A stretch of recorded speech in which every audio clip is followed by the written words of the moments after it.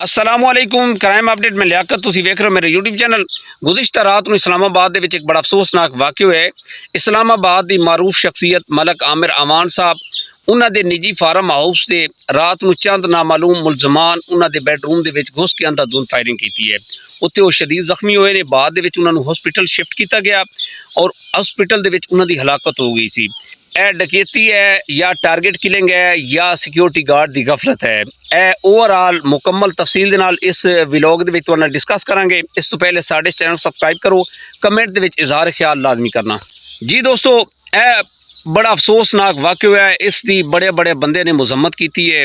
इसकी जितनी मजम्मत की जाए कम है। एक बड़ा एक सानिया है, एक हसता वसता घर जड़ा है इन्हां नामालूम मुलजमान ने उजाड़िया है। मलक आमिर अमान साहब का एक शोरूम है जिसका नाम टोयोटा मोटर इस्लामाबाद के नाम से है और ये अलहमदुलिल्लाह अच्छे ताजरां दे विच इन्हां दा नाम है। और इन्हां दा जिहड़ा फार्म हाउस है ना इस्लामाबाद दे विच है। ये जिहड़ा फार्म हाउस है इन्हां दी बैक साइड ते एक लॉन है, लॉन बड़ा है।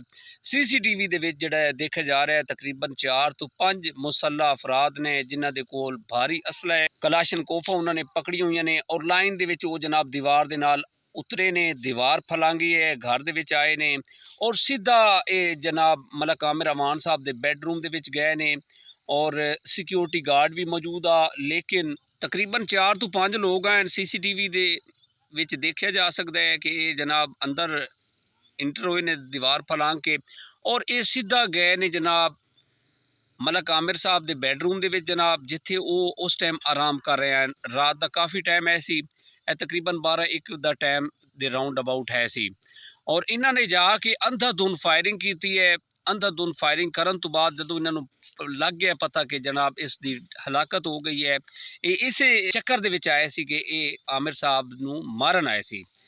ये जनाब फिर बाद दे विच इसी तरीके दे नाल इन्हां ने कोई डकैती नहीं की, कोई होर कुछ भी नहीं किया जनाब। इसी तरह वापस दीवार फलांग के चले गए ने।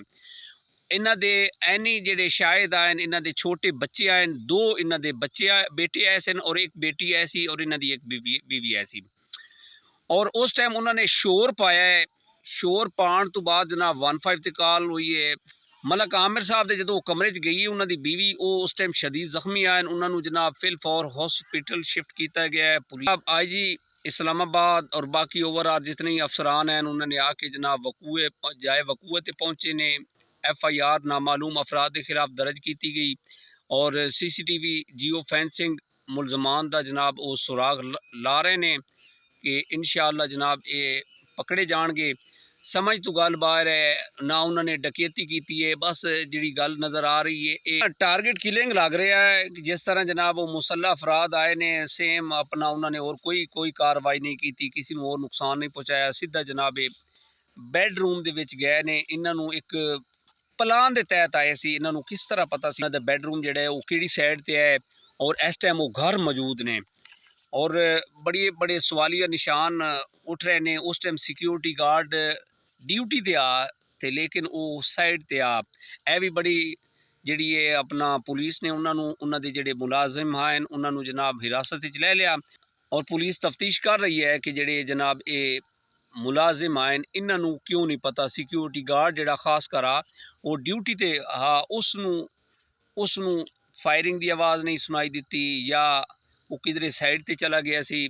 और यह वफाकी दारुल हुकूमत की जी सिक्योरिटी है ना उस बड़ा बड़ा सवाली निशान है। दारुल खिलाफा है और इस तरह से संगीन वारदात जी हुई है ये बड़ी अफसोसनाक है। ताजरा ने इसकी पुरजोर मजम्मत की है और बड़ा अफसोस हो रहा है कि हमलावर जोड़े ने बराह रास्त उन्होंने मलक आमिर अमान साहब के बेडरूम में किस तरह चले गए।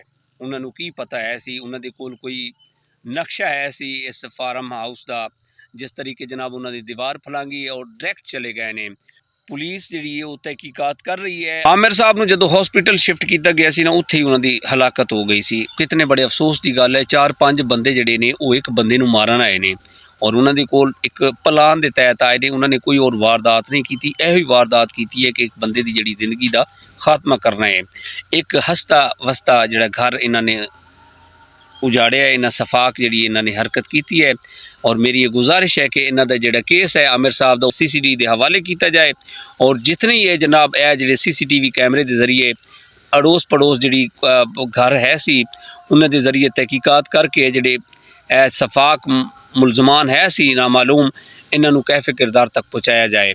ਮਲਕ ਆਮਿਰ ਅਮਾਨ ਸਾਹਿਬ ਇੱਕ ਬਹੁਤ ਅੱਛੇ ਇਨਸਾਨ ਹਨ, ਉਹਨਾਂ ਦਾ ਬੜੇ ਅੱਛੇ ਤਾਜਰਾਂ ਦੇ ਵਿੱਚ ਸ਼ੁਮਾਰ ਹੁੰਦਾ ਹੈ। ਇਸਲਾਮਾਬਾਦ ਪੁਲਿਸ ਹੈ ਔਰ ਇਨਸ਼ਾਅੱਲਾ ਸੁਰਾਗ ਲਾਏਗੀ ਔਰ ਇਹ ਜਿਹੜੇ ਮੁਲਜ਼ਮਾਨ ਹਨ, ਨਾਮਾਲੂਮ ਮੁਲਜ਼ਮਾਨ ਹਨ, ਉਹਨਾਂ ਨੂੰ ਕੈਫੇ ਕਿਰਦਾਰ ਤੱਕ ਪਹੁੰਚਾਏਗੀ। ਇਹ ਇੱਕ ਬੜਾ ਵੱਡਾ ਅਲਮੀਆ ਹੈ, ਖਾਸ ਕਰ ਇਸਲਾਮਾਬਾਦ ਦੇ ਵਿੱਚ ਜਿਹੜੇ ਹੋਇਆ ਹੈ। ਇਹਦੀ ਜਿਤਨੀ ਮੁਜ਼म्मत ਕੀਤੀ ਜਾਏ ਕੰਮ ਹੈ। ਅਸੀਂ ਦੁਆ ਗੋ ਹਾਂ ਕਿ ਅੱਲਾह ताला ਦੀ ਜ਼ਾਤ मलक आमिर साहब ਨੂੰ जवाए रहमत जगह दे और उन्होंने दर्जात बुलंद फरमाए। इसे पैगाम के नाल सानू इजाज़त दो। अपना ढेर सारा ख्याल रखे। खुदा हाफिज़।